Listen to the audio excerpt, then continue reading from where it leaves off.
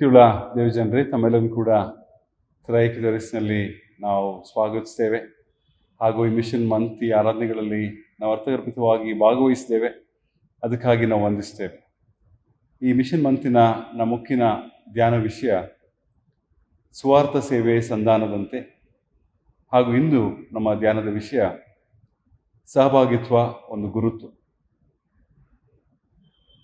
ನಿನ್ನ ಕೈಕೆಲಸವಾಗಿರುವ ಆಕಾಶ ಮಂಡಲವನ್ನು, ನೀನು ಉಂಟು ಮಾಡಿದ ಚಂದ್ರ ನಕ್ಷತ್ರಗಳನ್ನು ನಾನು ನೋಡುವಾಗ, ಮನುಷ್ಯನು ಎಷ್ಟು ಮಾತ್ರದವನು, ಅವನನ್ನು ನೀನು ಯಾಕೆ ನೆನೆಸಬೇಕು? ಮಾನವನು ಎಷ್ಟರವನು, ಅವನಲ್ಲಿ ಯಾಕೆ ಲಕ್ಷ್ಯವಿಡಬೇಕು? ಪ್ರಾರ್ಥಿಸೋಣ. ಸೃಷ್ಟಿಕರ್ತನೇ, ನಮ್ಮ ಪರಿಪಾಲಕನೇ, ನಿನ್ನ ಸೃಷ್ಟಿಯ ಆದಿಯಿಂದಲೂ ನಿನ್ನ ಸೃಷ್ಟಿಯಲ್ಲಿ ಅಡಕವಾಗಿರುವಂಥ ಸಹಭಾಗಿತ್ವವನ್ನು ನಾವು ಸ್ಪಷ್ಟವಾಗಿ ನನ್ನ ವಾಕ್ಯದಲ್ಲಿ ಓದುವಂತೆ, ಹಾಗೆ ಇಂದು ಕೂಡ ನಮ್ಮನ್ನು ಈ ರೀತಿಯಾಗಿ ಸುವಾರ್ಥ ಸೇವೆಯನ್ನು ನಿನ್ನ ಸೃಷ್ಟಿಯಲ್ಲಿ ನಾವು ಕಾಣುವಂಥ ಹಾಗೂ ನಮ್ಮ ಜೀವನಗಳಲ್ಲಿ ನಾವು ಬಯಸುವಂಥ ಸಂಧಾನದ ಮೂಲಕವಾಗಿ ಈ ಸಹಭಾಗಿತ್ವದ ಬಾಳ್ವೆಗಳನ್ನು ಜೀವಿಸಲಿಕ್ಕೆ ನಮಗೆ ಈ ಆರಾಧನೆ ಮೂಲಕವಾಗಿ ಕೂಡ ಸಹಾಯ ಒದಗಿಸಿಕೊಟ್ಟು ನಮ್ಮೆಲ್ಲರನ್ನು ಆಶೀರ್ವದಿಸಬೇಕೆಂಬುದಾಗಿ ಪ್ರಭು ರಕ್ಷಕನಾಗಿರುವಂಥ ಯೇಸು ಕ್ರಿಸ್ತನ ಹೆಸರಿನಲ್ಲಿ ನಮ್ಮ ಪ್ರಾರ್ಥನೆ ದಿನದಲ್ಲಿ ಬೇಡಿದ್ದೇವೆ. ಆಮೇಲೆ ಇವತ್ತು ನಮ್ಗೆ ಭಾಳ ಸಂತೋಷ. ನಮ್ಮ ಪ್ರೇಸ್ ಅಂಡ್ ವರ್ಷಿಪ್ ಟೀಮ್, ನಮ್ಮ ಯವನಸ್ಥ ಮಕ್ಕಳು ಒಂದು ವಿಶೇಷವಾಗಿ ಒಂದು ಕನ್ನಡ ಗೀತೆ ನಮಗೋಸ್ಕರ ಪ್ರಸ್ತುತ ಪಡಿಸ್ತಾರೆ. ನಾವು ಕೂಡ ಈ ಹಾಡನ್ನು ಅವರೊಂದಿಗೆ ಹಾಡಿಕೊಳ್ಳೋಣ.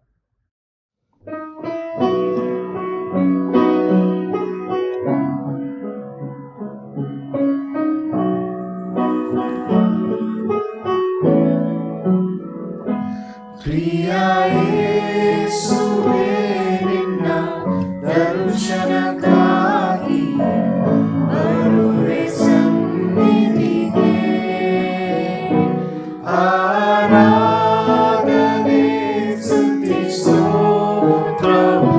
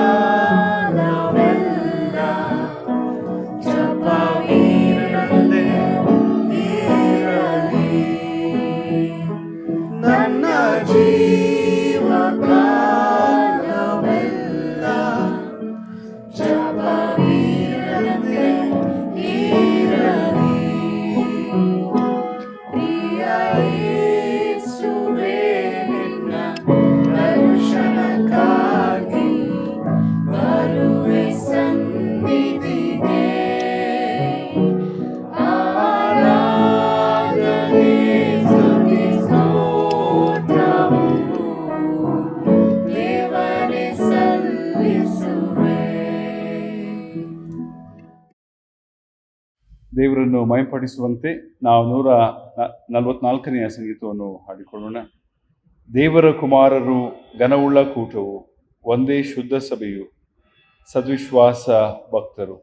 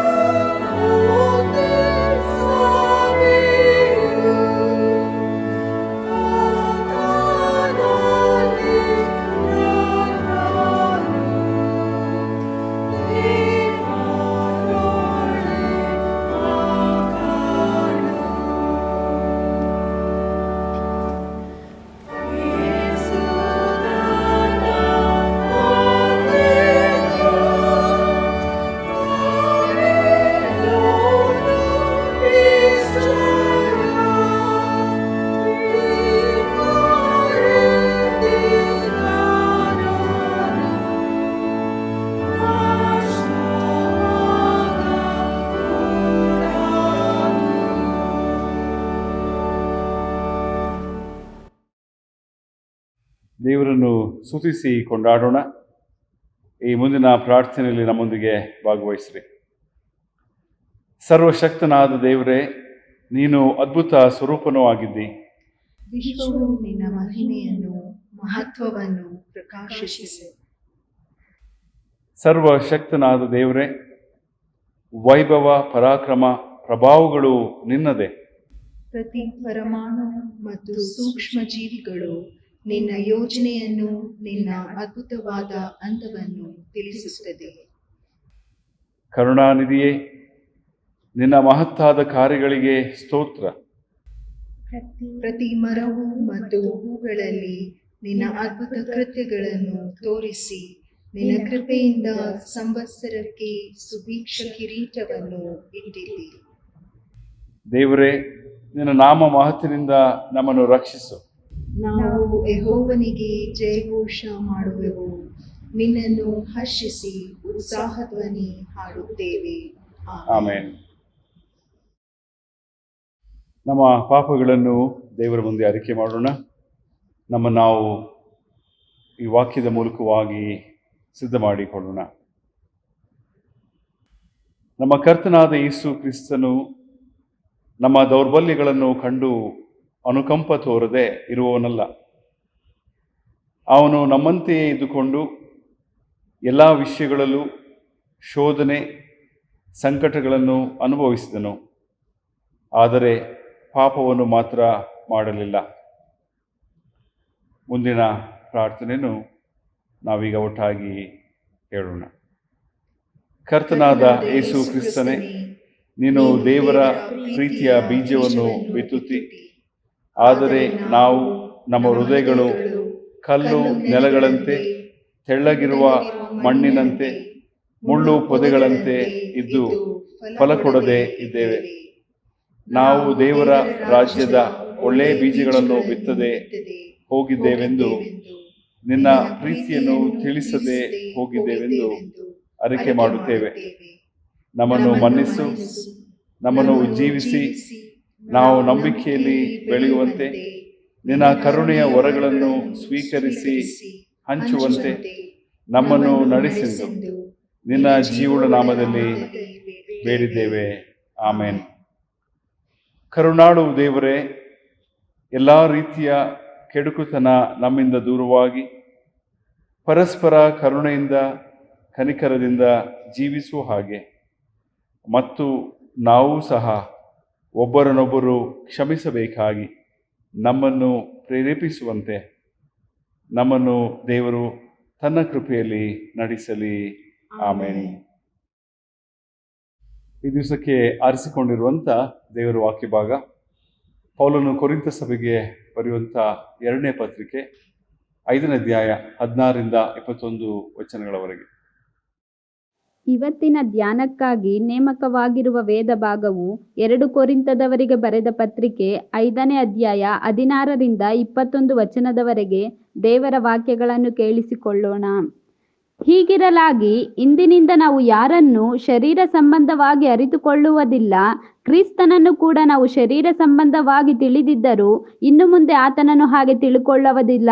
ಹೀಗಿರಲಾಗಿ ಯಾವನಾದರೂ ಕ್ರಿಸ್ತನಲ್ಲಿದ್ದರೆ ಅವನು ನೂತನ ಸೃಷ್ಟಿಯಾದನು. ಇಗೋ, ಪೂರ್ವಸ್ಥಿತಿ ಹೋಗಿ ಎಲ್ಲಾ ನೂತನವಾಯಿತು. ಇದೆಲ್ಲ ದೇವರಿಂದಲೇ ಉಂಟಾದದ್ದು. ಆತನು ಕ್ರಿಸ್ತನ ಮೂಲಕ ನಮ್ಮನ್ನು ತನಗೆ ಸಮಾಧಾನ ಪಡಿಸಿಕೊಂಡು ಸಮಾಧಾನ ವಿಷಯವಾದ ಸೇವೆಯನ್ನು ನಮಗೆ ಅನುಗ್ರಹಿಸಿದ್ದಾನೆ.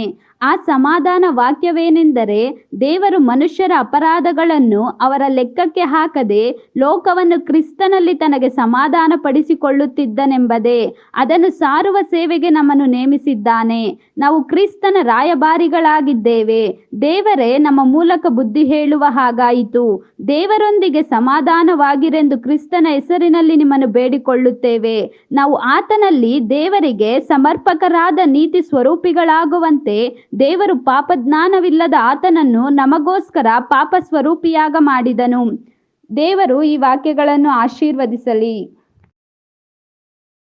ಪ್ರೀತಿಯುಳ್ಳ ದೇವಜನರೇ, ನಾವು ಈ ಮಿಷನ್ ಮಂತನ್ನು ಆಚರಿಸಿರುವಂಥ ಈ ಸಮಯದಲ್ಲಿ ಈ ವಾರಗಳಲ್ಲಿ ವಿಧವಾದಂಥ ರೀತಿಯಲ್ಲಿ ದೇವರು ನಮ್ಮ ಸಭೆ ಮೂಲಕವಾಗಿ ತನ್ನ ಸೇವೆಯನ್ನು ಮುಂದುವರಿಸ್ಕೊಂಡು ಹೋಗುತ್ತಿರುವಂತ ನಾವು ಕೇಳಿದ್ದೇವೆ.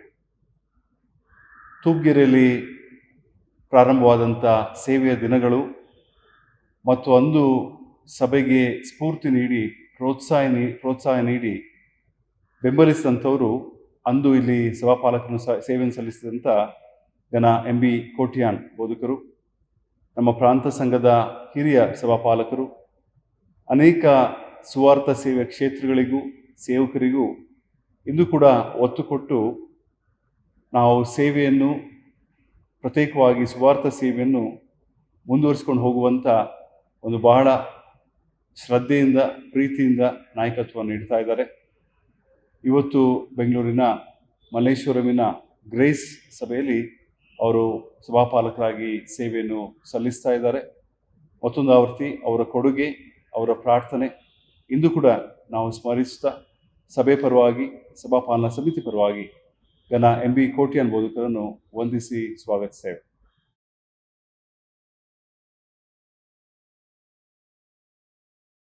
ಪ್ರಾರ್ಥನೆ ಮಾಡೋಣ.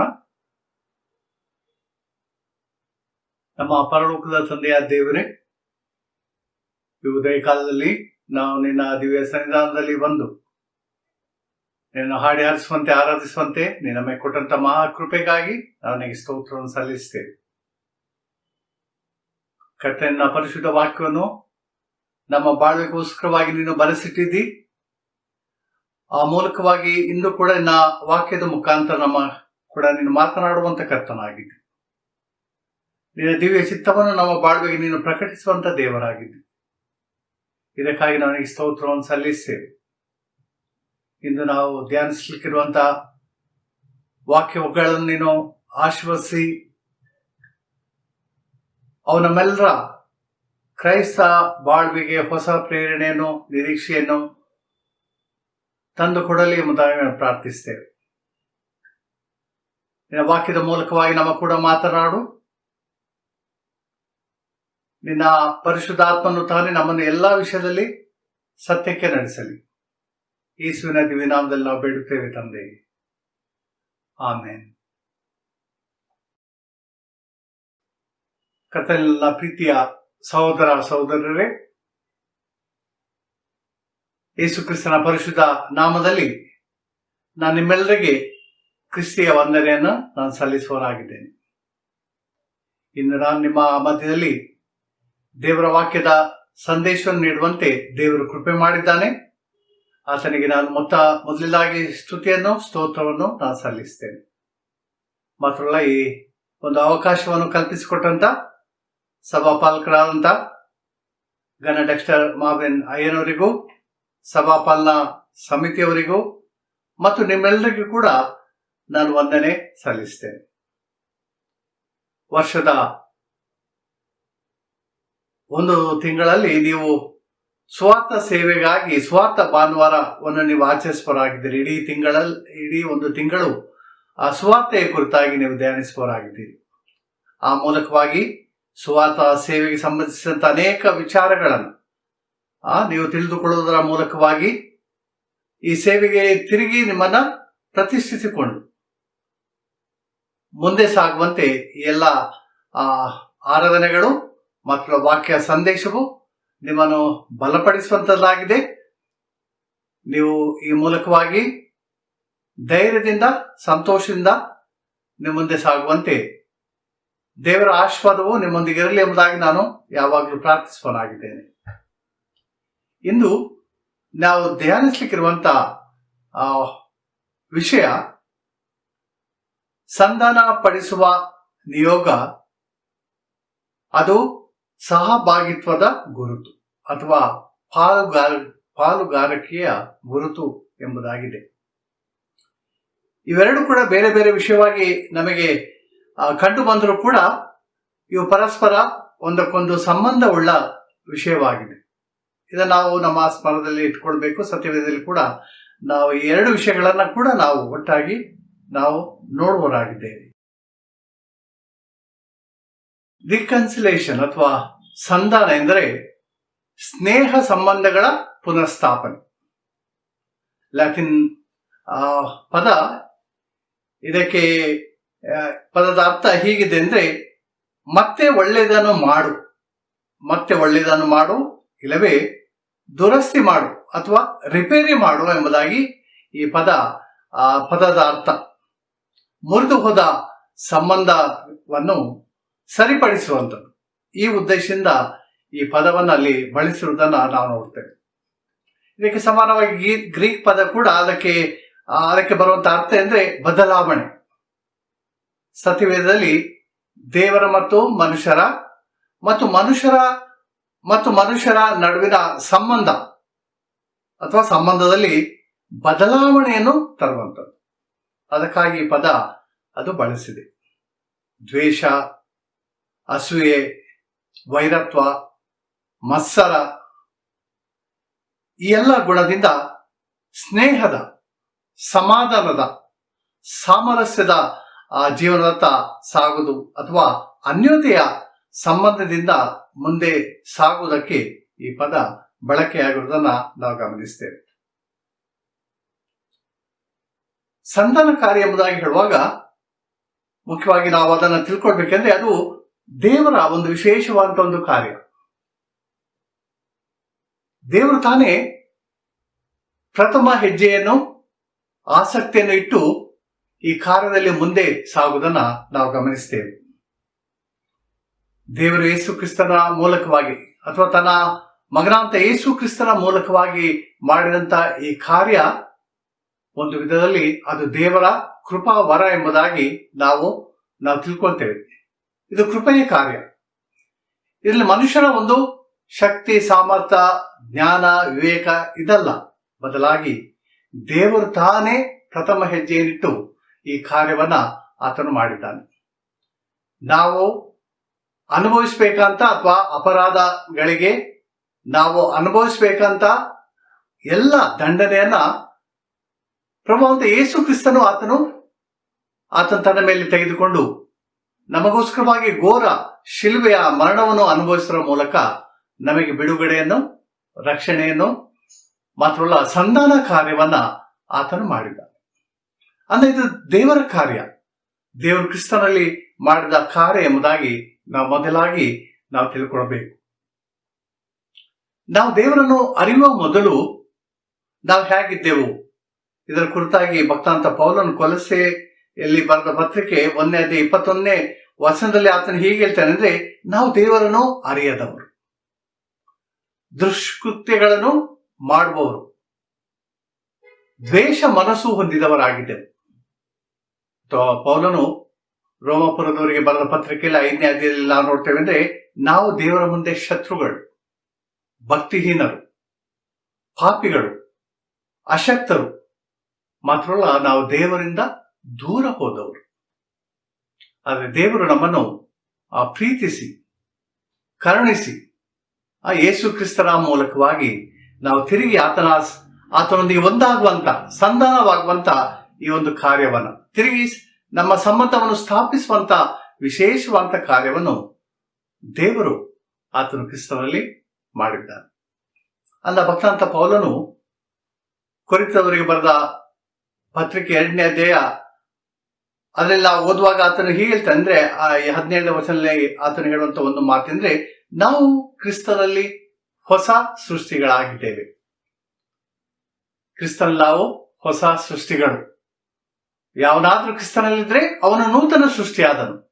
ಈಗ ಪೂರ್ವ ಸ್ಥಿತಿ ಎಲ್ಲ ಹೋಗಿ ನೂತನವಾಯಿತು.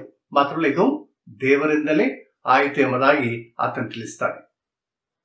ಈಗ ನಾವು ಸಂಧಾನವನ್ನು ಹೊಂದಿದಂತ ನಾವು ದೇವರಿಗೆ ಶತ್ರುಗಳಲ್ಲ, ಭಕ್ತಿಹೀನರಲ್ಲ, ಪಾಪಿಗಳಲ್ಲ, ಅಶಕ್ತರಲ್ಲ, ಇಲ್ಲವೇ ನಾವು ದೇವರಿಂದ ದೂರ ಹೋದವರು ಕೂಡ ಅಲ್ಲ. ಬದಲಾಗಿ ನಾವು ದೇವರ ಪ್ರೀತಿಯಲ್ಲಿ, ದೇವರ ಅನ್ಯೋನ್ಯತೆಯಲ್ಲಿ ನಾವು ಆತನೊಂದಿಗೆ ಇದ್ದೇವೆ. ಮತ್ತು ಆತನು ನಮಗೆ ತನ್ನ ಪರಿಶುದ್ಧಾತ್ಮನನ್ನು ಕೊಡುವುದರ ಮೂಲಕವಾಗಿ ಆ ವಾಕ್ಯ ಭಾಗ ಹೇಳ್ತಾರೆ, ಅಪ್ಪ ತಂದೆ ಎಂಬುದಾಗಿ ಕರೆಯುವಂತ ಮಕ್ಕಳ ಒಂದು ಪದವಿಯನ್ನ, ಸ್ಥಾನವನ್ನ ಆತ ನಮಗೆ ತಂದು ಕೊಟ್ಟಿದ್ದಾನೆ. ಅಂದ್ರೆ ವಿಶೇಷವಾದಂತ ಸಂಧಾನ ಕಾರ್ಯವನ್ನು ಮಾಡಿದಾತನು ಅದು ದೇವರು ಉದಾರವಾಗಿ ಆತನು ನಮಗೋಸ್ಕರವಾಗಿ ಆತನು ಮಾಡಿದ್ದಾನೆ ಎಂಬುದಾಗಿ ನಾವು ತಿಳ್ಕೊಳ್ತೇವೆ.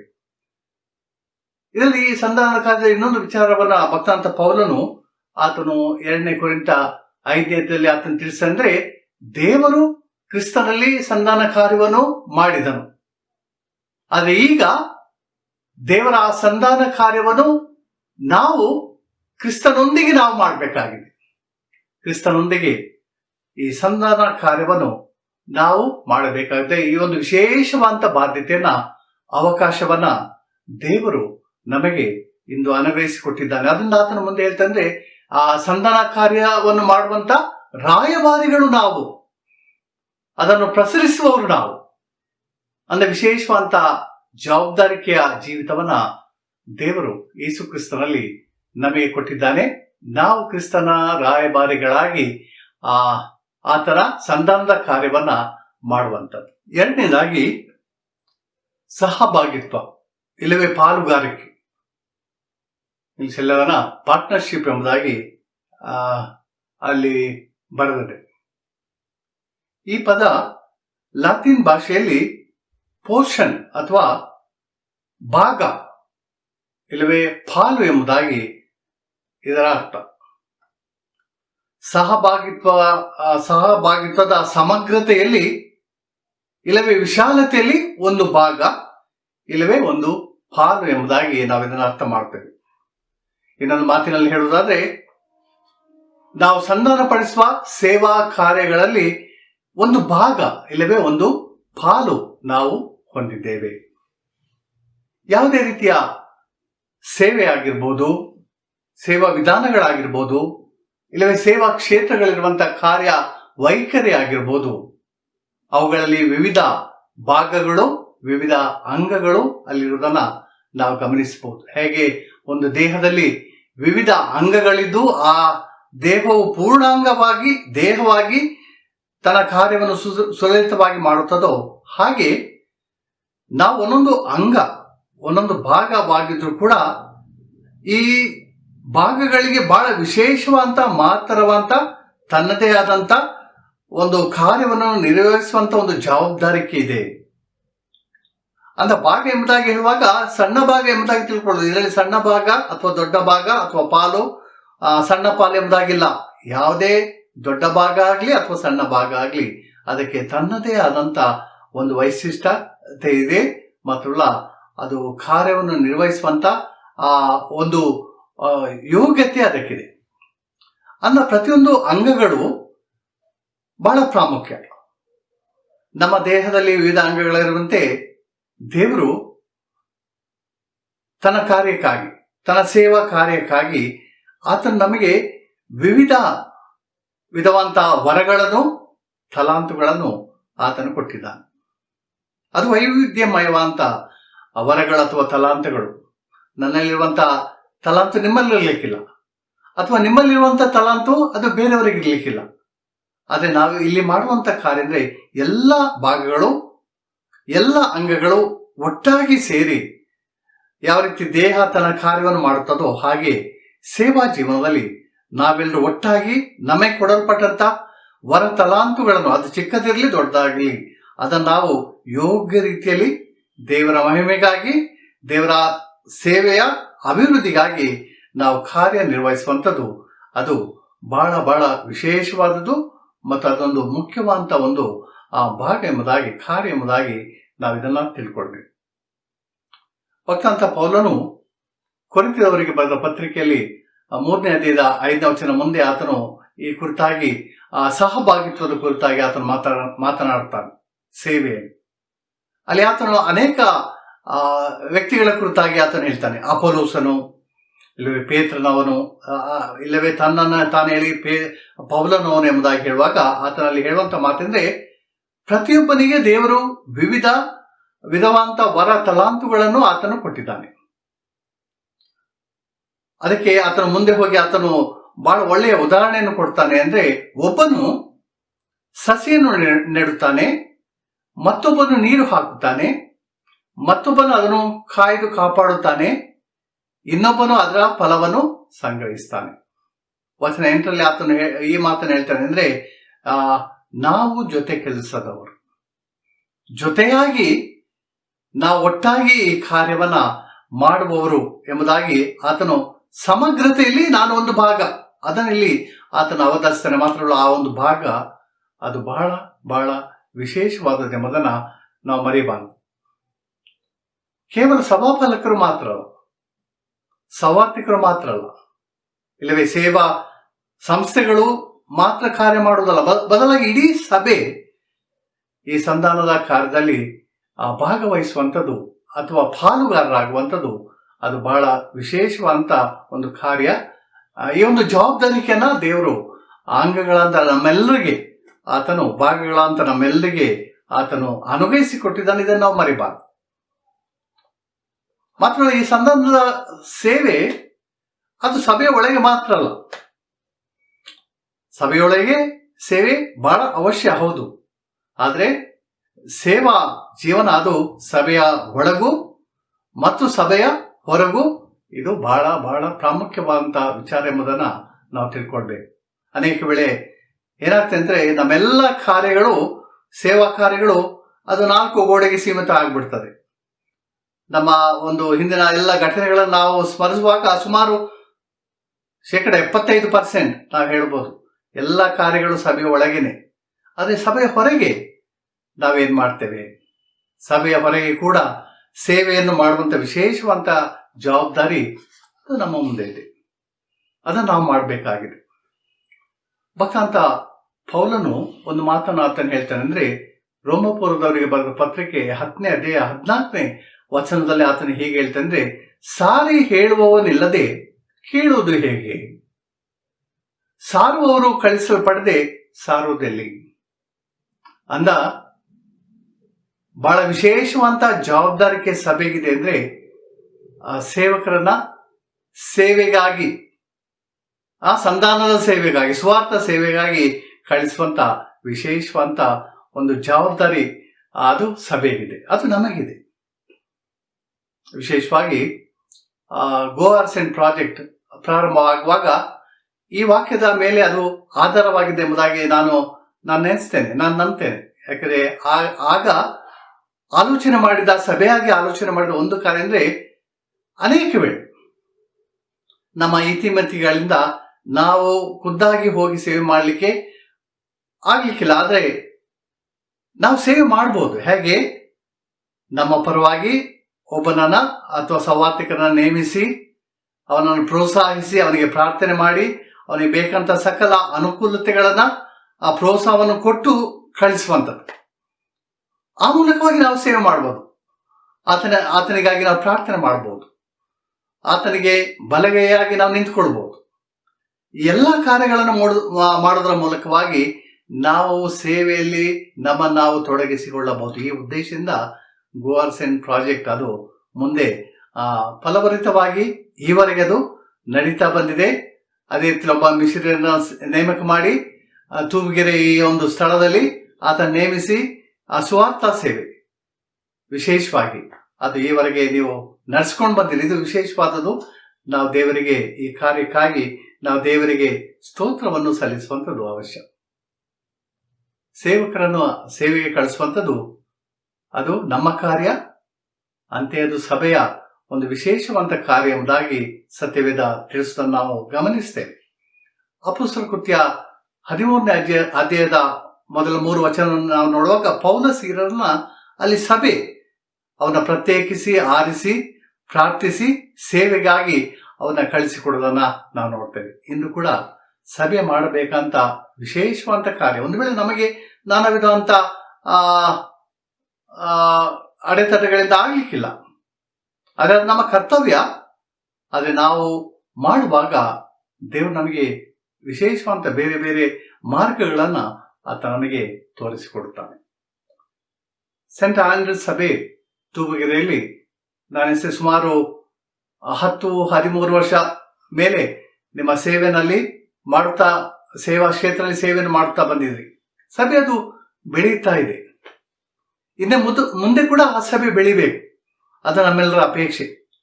ಆದರೆ ಒಂದು ವಿಷಯ ನಾವು ಮರಿಬಾರ್ದು, ನಾವು ಸ್ಥಾಪಿಸುವಂತ ಸಭೆ, ಸೆಂಟ್ ಆಂಡ್ರೂಸ್ ಚರ್ಚ್ ಸ್ಥಾಪಿಸುವಂತ ಒಂದು ಹೊಸ ಸಭೆ, ಹಳ್ಳಿ ಸಭೆ, ಅನ್ಯ ಕ್ರೈಸ್ತೇತರ ಮಧ್ಯದಲ್ಲಿ ಸ್ಥಾಪಿಸಲ್ಪಡುವಂತ ಸಭೆ ಅದು ಸ್ವಾವಲಂಬಿ ಸಭೆಯಾಗಿ ಬೆಳಿಬೇಕು. ಅದು ಬಹಳ ಪ್ರಾಮುಖ್ಯ.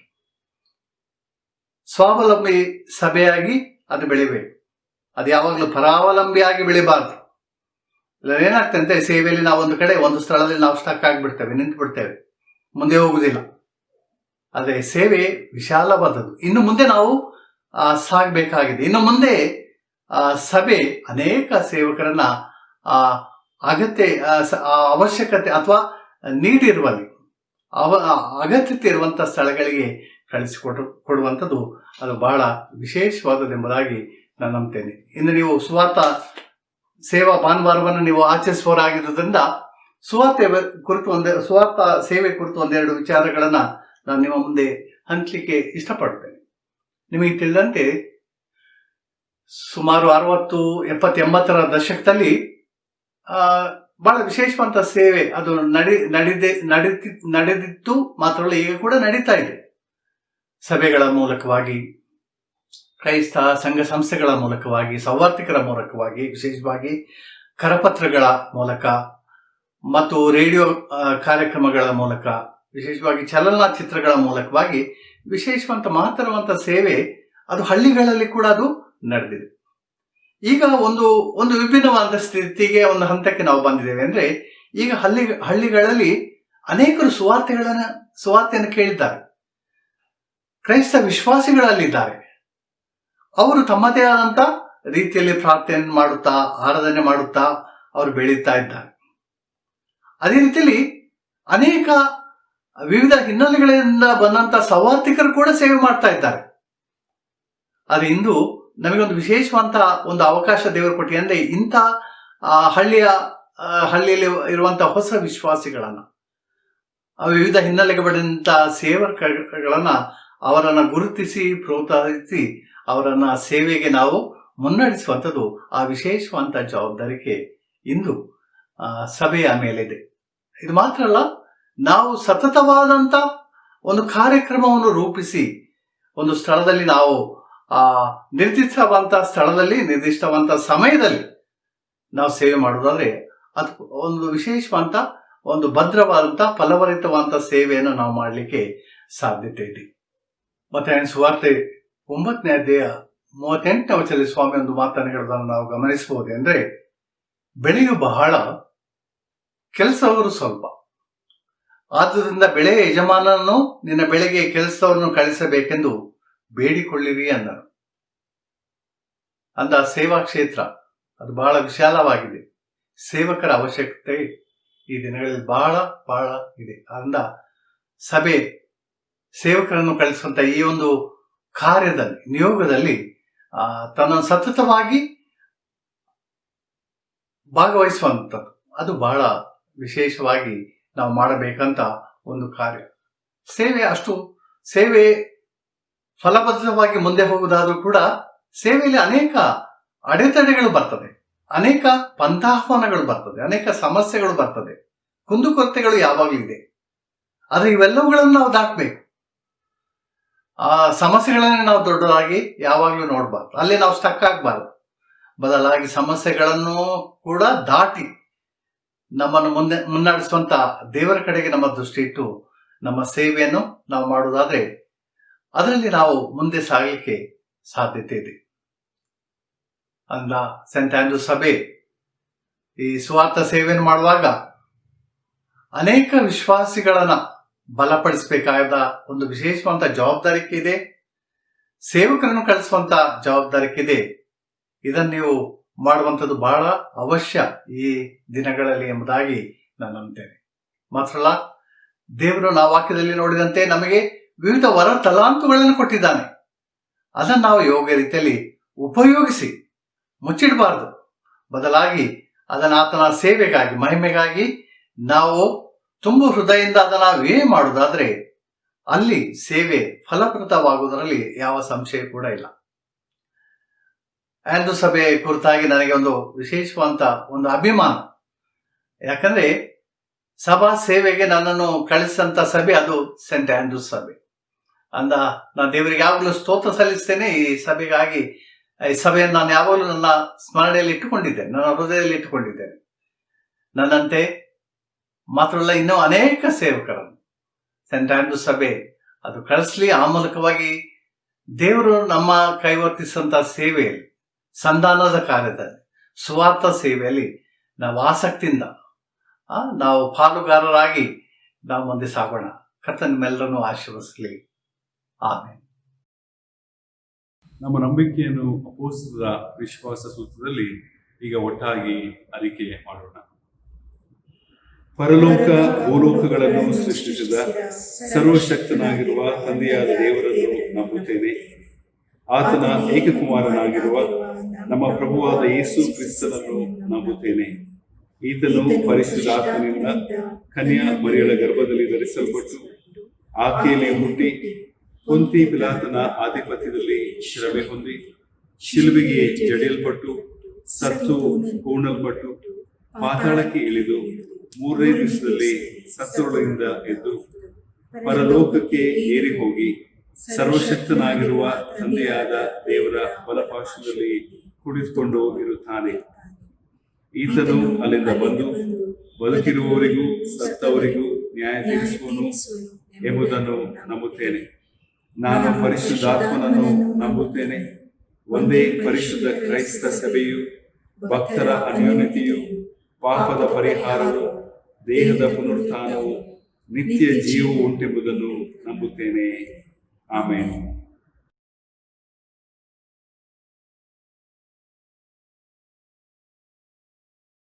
ಪ್ರೀತಿಯುಳ್ಳ ದೇವಜನರೇ, ನಮ್ಮ ಈ ಮಿಷನ್ ಮಂತನ್ನು ನಾವು ನೆನೆಸಿ ಅದನ್ನು ದೇವರಿಗೆ ಸ್ತೋತ್ರ ಹೇಳುತ್ತಿರುವಂಥ ಸಮಯದಲ್ಲಿ ಬಹಳ ಸಂತೋಷ.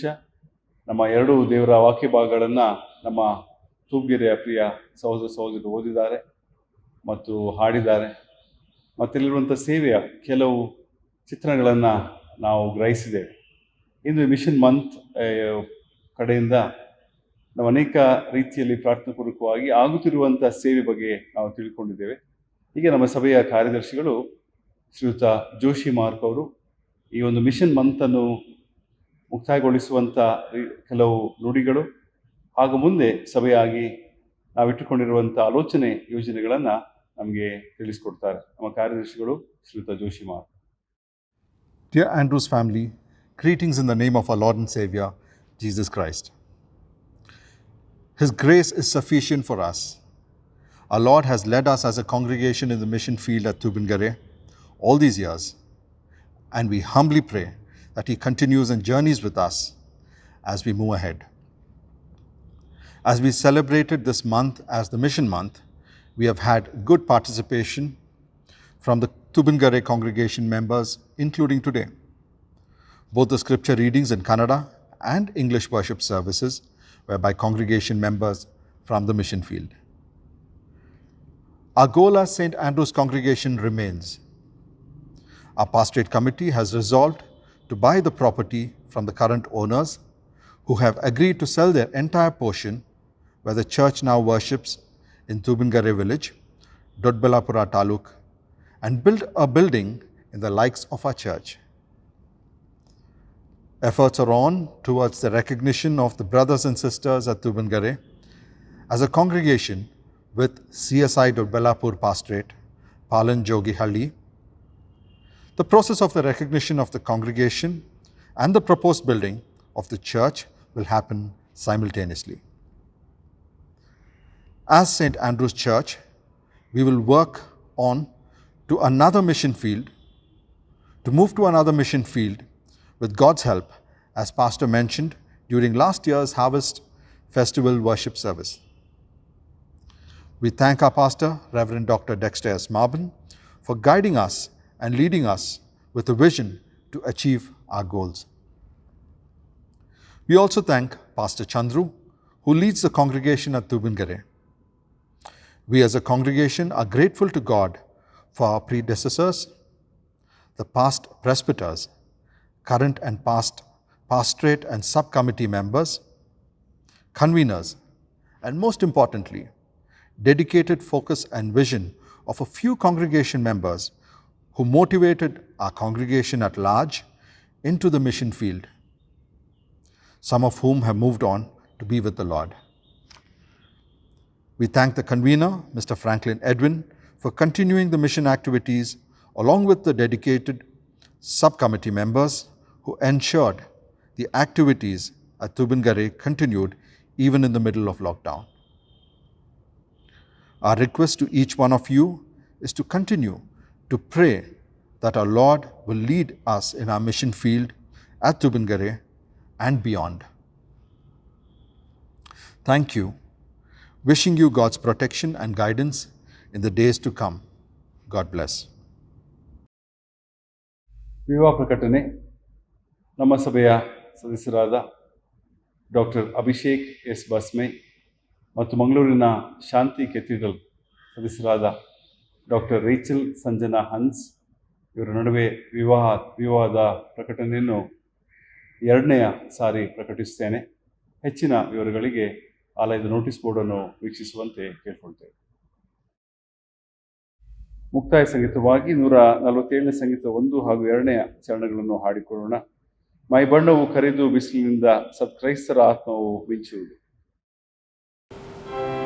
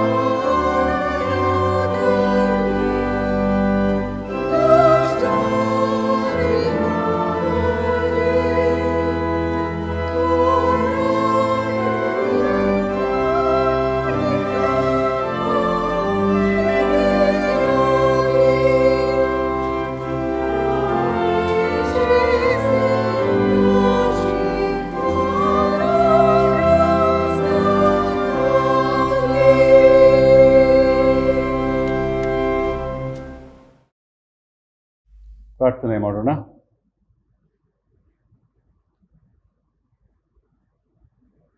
ಕೃಪೆಯಲ್ಲಿಯೂ ಪ್ರೀತಿಯಲ್ಲಿಯೂ ಐಶ್ವರ್ಯನಾಗಿರುವಂಥ ಕ್ರಿಸ್ತೇಶ್ವರನ ತಂದೆಯಂಥ ದೇವರೇ, ನನಗೆ ಸ್ತೋತ್ರವನ್ನು ಸಲ್ಲಿಸುವಂತೆ ನಮ್ಮನ್ನು ನಡೆಸಿ, ನಮ್ಮನ್ನು ಪ್ರೇರೇಪಿಸಿ, ನಮ್ಮ ಜೀವನಗಳಲ್ಲಿ ಸಹಭಾಗಿತ್ವದ ಗುರುತುಗಳನ್ನು ನಾವು ಕಂಡು ನಿನ್ನ ಸೃಷ್ಟಿ ಆದಿಯಿಂದಲೂ ಕೂಡ ಇದನ್ನು ಸಂಭ್ರಮಿಸಿರುವುದಕ್ಕಾಗಿ ಸ್ತೋತ್ರ ಹೇಳುತ್ತೇವೆ. ಈ ಆರಾಧನೆಯಲ್ಲಿ ಪಾಲ್ಗೊಳ್ಳುವಂಥ ಕೃಪೆಯಲ್ಲಿ ನಮ್ಮನ್ನು ನಡೆಸಿದಿ, ನಮ್ಮ ಸಂಗಡ ಮಾತನಾಡಿದಿ, ನಮ್ಮ ಆತ್ಮಿಕ ಜೀವನಗಳನ್ನು ಬಲಪಡಿಸಿದಿ. ನಿನಗೆ ಸ್ತೋತ್ರ ಕರ್ತನೆ. ನಾವು ನಮ್ಮ ಪ್ರಾರ್ಥನೆಯಲ್ಲಿ, ನಂಬಿಕೆ ವಿಶ್ವಾಸಗಳಲ್ಲಿ ನಾವು ಮುಂದುವರಿಯುತ್ತಾ, ನಾವು ಇಡೀ ಲೋಕದಲ್ಲಿ ಮತ್ತು ನಮ್ಮ ದೇಶದಲ್ಲಿ ನಿನ್ನ ಆರೋಗ್ಯಕ್ಕಾಗಿ, ಸಮಾಧಾನಕ್ಕಾಗಿ, ಸಂಧಾನಕ್ಕಾಗಿ ನಾವು ಬೇಡುತ್ತಾ ಇದ್ದೇವೆ. ನಮ್ಮ ನಡೆಸು ದೇವ, ಬಲಪಡಿಸು, ನಮ್ಮೆಲ್ಲರಿಗೂ ಕೂಡ ನಿನ್ನ ಸಹಾಯ ಒದಗಿಸಿಕೊಡು. ವಿಶೇಷವಾಗಿ ನಾವು ಈ ಮಿಷನ್ ಮಂತನ್ನು ಈ ಆರಾಧನೆಗಳಲ್ಲಿ ಭಾಗವಹಿಸುವಂತೆ ನಮ್ಮನ್ನು ನಡೆಸಿದೆ.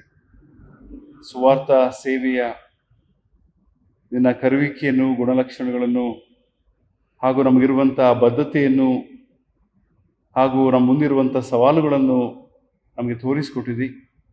ನಮ್ಮನ್ನು ಈ ನಿಟ್ಟಿನಲ್ಲಿ ನಡೆಸು. ವಿಶೇಷವಾಗಿ ನಾವು ಸಭೆಯಾಗಿ ಇದರಲ್ಲಿ ನಾವು ಪಾಲ್ಗೊಂಡು ನಮ್ಮ ಎಲ್ಲ ರೀತಿಯಲ್ಲಿ ಸಹಭಾಗಿತ್ವದಲ್ಲಿ ನಮ್ಮನ್ನು ಕರುಣಿಸು ಕರ್ತನೆ. ವಿಶೇಷವಾಗಿ ಈ ವಾರದಲ್ಲಿ ತಮ್ಮ ಜನ್ಮ ದಿವಸವನ್ನು ಕಾಣುತ್ತಿರುವಂಥ ಎಲ್ಲ ಪ್ರಿಯರಿಗಾಗಿ ನಾವು ಬೇಡುತ್ತೇವೆ. ನಾವು ಕೇಳುತ್ತಿಂತಲೂ ಆಲೋಚನೆ ಮಾಡುತ್ತಿಲ್ಲ ಅತ್ಯಧಿಕವಾಗಿ ನೀನು ನೀಡುತ್ತಿ. ಅಂಥ ಒಂದು ಆಶೀರ್ವಾದದಲ್ಲಿ ನಿನ್ನ ಪ್ರಿಯರನ್ನು ನಡೆಸು. ಜ್ಞಾನ ವಿವೇಕವನ್ನು ಕೊಟ್ಟು, ಆರೋಗ್ಯವನ್ನು ಕೊಟ್ಟು ನೀನು ಕರುಣಿಸು. ಅದ ರೀತಿಯಲ್ಲಿ ನಮ್ಮ ಸಭೆಯಲ್ಲಿ ದಂಪತಿಗಳಿಗಾಗಿ ನಾವು ಪ್ರಾರ್ಥಿಸ್ತೇವೆ. ಈ ವಾರ್ಷಿಕೋತ್ಸವ ಈ ವಾರದಲ್ಲಿ ಕಾಣುವಂಥ ದಂಪತಿಗಳಿಗಾಗಿ ಪ್ರತ್ಯೇಕವಾಗಿ ನಾವು ಪ್ರಾರ್ಥಿಸ್ತೇವೆ. ಈ ಸಂತೋಷ, ಸಮಾಧಾನ, ಸಂಭ್ರಮವನ್ನು ಅವರು ಮತ್ತೆ ಮತ್ತೆ ನೆನೆದು ನಿನ್ನ ಕಾರ್ಯಗಳನ್ನು ಗಮನಿಸಿ, ಅದನ್ನು ಗುರುತಿಸಿ, ಮುಂದಿನ ದಿವಸಗಳಲ್ಲಿ ಕೂಡ ತಮ್ಮ ಕುಟುಂಬ ಜೀವನಗಳನ್ನು ಕೈಗೆ ಒಪ್ಪಿಸಿಕೊಟ್ಟು ಧೈರ್ಯವಾಗಿ ಮುಂದೆ ಸಾಗಲಿಕ್ಕಾಗುವಂತೆ ನಿಮ್ಮ ಕರುಣಿಸು ಕರ್ತನೆ. ಮತ್ತು ದೇವ, ವಿಶೇಷವಾಗಿ ನಮ್ಮ ಸಭೆಯ ಮೂಲಕವಾಗಿ ಆಗುತ್ತಿರುವಂತೆಲ್ಲ ಸೇವಾ ಕ್ಷೇತ್ರಗಳನ್ನು ಆಶೀರ್ವಾದ ಮಾಡು. ಪ್ರತ್ಯೇಕವಾಗಿ ತೂಪ್ಗೆರೆಯಲ್ಲಿರುವಂಥ ನಮ್ಮ ಸ್ವಾರ್ಥ ಸೇವಾ ಕ್ಷೇತ್ರ ಮತ್ತು ಕರ್ತನಲ್ಲಿ ನಡೆಯುವಂಥ ಸೇವೆಯನ್ನು ನಿನ್ನ ಆಶೀರ್ವಾದ ಮಾಡು. ಹಾಗೂ ಅಲ್ಲಿ ಸೇವೆಯನ್ನು ಸಲ್ಲಿಸಿರುವಂಥ ಪಾಸ್ಟರ್ ಚಂದ್ರು ಮತ್ತು ಇರುವಂತೆಲ್ಲ ನಿನ್ನ ಭಕ್ತಾದಿಗಳನ್ನು ನಿನ್ನ ಆಶೀರ್ವಾದ ಮಾಡು. ದೇವರೇ, ಆ ಸ್ಥಳದಲ್ಲಿ ನಾವು ಪ್ರಾರ್ಥನಾ ಪೂರ್ವಕವಾಗಿ ಸಭೆಯಾಗಿ ನಾವು ಸಭೆಯ ಒಂದು ವಿಚಾರದ ಕುರಿತಾಗಿ ಆಲೋಚನೆ ಮಾಡುತ್ತಿರುವಾಗ ನೀನು ನಿನ್ನ ಚಿತ್ತಾನುಸಾರವಾಗಿ ಕೈಗೂಡಿಸಿಕೊಡು. ಎಲ್ಲೆಡೆ ಶಾಂತಿ ಸಮಾಧಾನ ನೆಲೆಸುವಂತೆ ಮಾಡು. ನಿನ್ನ ಪ್ರೀತಿಯ ನಮಗೆ ದಯಪಾಲಿಸಿಕೊಡು.